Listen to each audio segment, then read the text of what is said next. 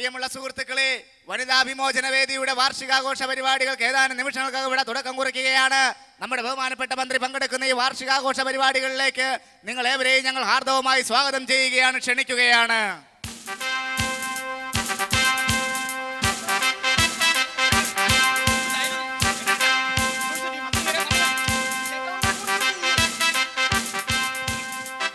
പ്രിയമുള്ള സുഹൃത്തുക്കളെ, നമ്മുടെ വനിതാ സമാജത്തിന്റെ 5ാം വാർഷികത്തോടനുബന്ധിച്ച് ഏതാനും നിമിഷങ്ങൾക്കുള്ളിൽ ബഹുമാനപ്പെട്ട മന്ത്രി ഇവിടെ വരാമെന്ന് പറഞ്ഞിട്ടുണ്ട്.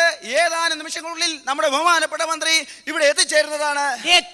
മന്ത്രി എത്തി. ഒന്ന് പോടാ. ബഹുമാനപ്പെട്ട നാട്ടുകാരെ, നമ്മുടെ എല്ലാവരുടെയും പ്രിയങ്കരനായ, നമ്മുടെ എല്ലാവരുടെയും കണ്ണിലുണ്ണിയായ, നമ്മുടെ എല്ലാവരുടെയും ഉണ്ടക്കണ്ണനായ ബഹുമാനപ്പെട്ട മന്ത്രി ഏതാനും നിമിഷങ്ങൾക്കുള്ളിൽ തന്നെ ഈ വേദിയിലേക്ക് എത്തിച്ചേരുന്നതാണ്. എത്തിയേട്ടാ? മന്ത്രി എത്തിയാ? അല്ല, പടക്കക്കാരൻ എത്തിയിട്ടുണ്ട്.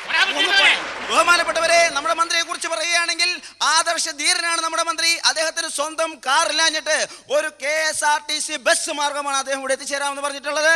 ഏതാനും നിമിഷങ്ങൾക്കുള്ളിൽ അദ്ദേഹത്തെ വഹിച്ചുകൊണ്ട് KSRTC ബസ് ഇതാ സമ്മേളനത്തിൽ എത്തിച്ചേരുന്നതാണ്. ഇപ്പോഴാണ് എത്തിയത്. മന്ത്രി എത്തി. ഇല്ല, താഴെപ്പടിക്കുള്ള കംപ്ലീറ്റ് മുമ്പിലാണ്. ഇപ്പോഴാ ഒരു സമാനമായി. ആണ്ടാളോ, ഞാനീ പറഞ്ഞെന്താന്ന് വെച്ചാല് ഈ മന്ത്രി വരുമ്പോ നമുക്ക് ഒരു ഓളം വേണ്ടേ? നമുക്ക് ഓളം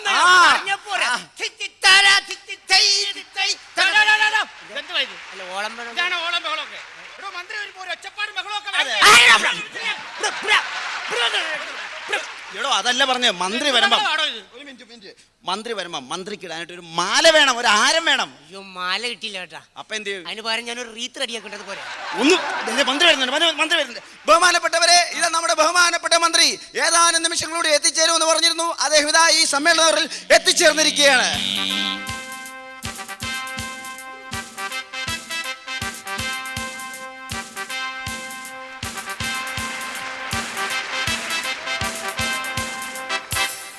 ബഹുമാനപ്പെട്ടവരെ, ഇതാ നിങ്ങളോട് 2 വാക്ക് നമ്മുടെ ബഹുമാനപ്പെട്ട മന്ത്രി സംസാരിക്കുന്നതാണ്.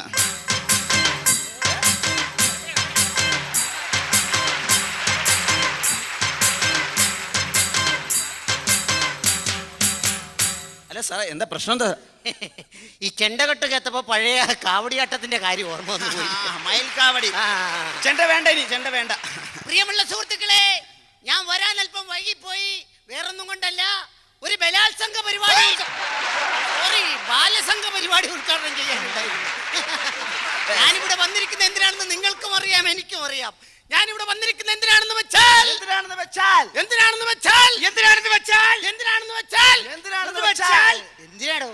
വനിതാ സമ്മേളനം ഉദ്ഘാടനം ചെയ്യാൻ വന്ന സാർ. അതേ സുഹൃത്തുക്കളെ, ഈ വനിതാ സമ്മേളനം ഞാൻ ഉദ്ഘാടനം ചെയ്യാൻ വന്നതാണ്.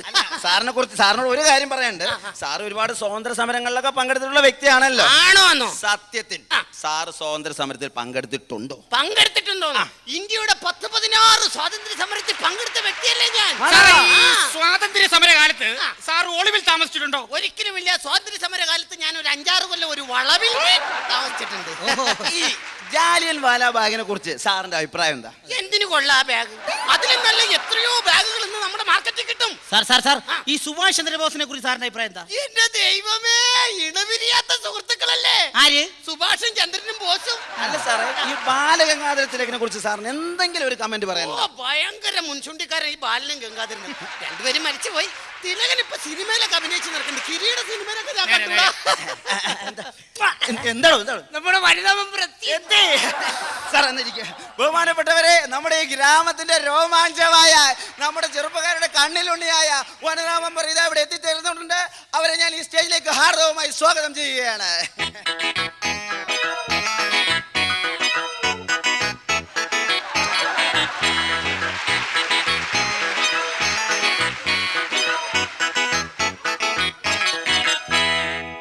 ബഹുമാനപ്പെട്ടവരെ, ഇതാ സമ്മേളന നടപടികൾ ആരംഭിക്കുകയാണ്. ഈശ്വര പ്രാർത്ഥനക്കായിട്ട് ഞഞ്ഞു, പിഞ്ഞു, കുഞ്ഞു സഹോദരിമാരിൽ മൂത്തവളായ ഞുഞ്ഞുവിനെ ഈ വേദിയിലേക്ക് ക്ഷണിക്കുകയാണ്. ഞുഞ്ഞു, ഈശ്വര പ്രാർത്ഥന.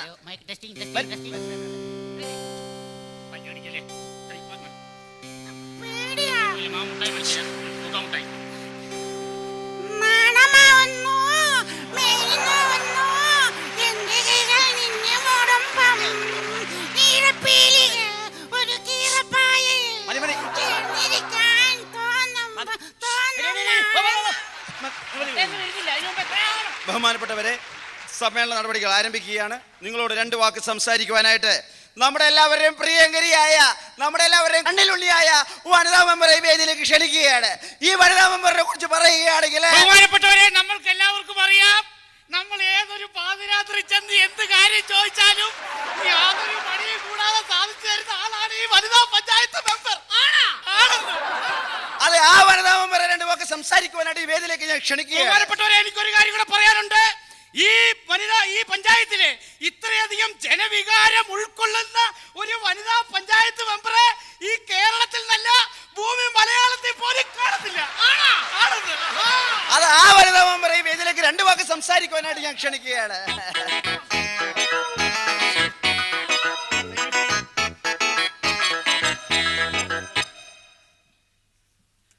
വേദിയിൽ ആസനമായിരിക്കും.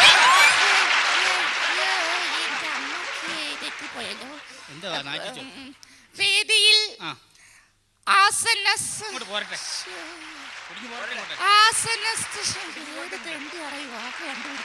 വേദിയിൽ ആസനസ്ഥനായിരിക്കുന്ന നമ്മുടെ ബഹുമാനപ്പെട്ട മന്ത്രി, മറ്റ് വിശിഷ്ടാവശിഷ്ടങ്ങൾ. ഞാനിവിടെ വന്നപ്പോഴ് എന്നെ വളരെയധികം പുകഴ്ത്തി പലവരും ഇവിടെ സംസാരിച്ചു. സത്യത്തിൽ ഞാൻ ഒരു കാര്യം നിങ്ങളോട് പറഞ്ഞുകൊള്ളട്ടെ. ഇദ്ദേഹം പറഞ്ഞതുപോലെ ഞാൻ വനിതകളുടെ മാത്രം മെമ്പർ അല്ല, ഞാൻ പുരുഷന്മാരുടെ കൂടി മെമ്പറാണ്. ബഹുമാനപ്പെട്ട മന്ത്രിയുടെ സാന്നിധ്യത്തിൽ എനിക്ക് അദ്ദേഹത്തോട് ഒരു പരാതി ബോധിപ്പിക്കുവാനുണ്ട്. കാരണം നമ്മൾ ദിവസവും രാവിലെ ടിവിയിൽ കണ്ടുകൊണ്ടിരിക്കുന്ന സുപ്രഭാതം പരിപാടി പല സ്ത്രീകളുടെയും തിരക്ക് കാരണം അത് പലർക്കും കാലത്ത് കാണാൻ സാധിക്കാറില്ല. ദയവ് ചെയ്ത് ബഹുമാനപ്പെട്ട മന്ത്രി ഇടപെട്ടുകൊണ്ട് ആ സുപ്രഭാതം പരിപാടി വൈകിട്ടത്തേക്ക് ആക്കി തരണമെന്ന് ബഹുമാനപ്പെട്ട മന്ത്രിയോട് ഞാൻ അപേക്ഷിക്കുകയാണ്.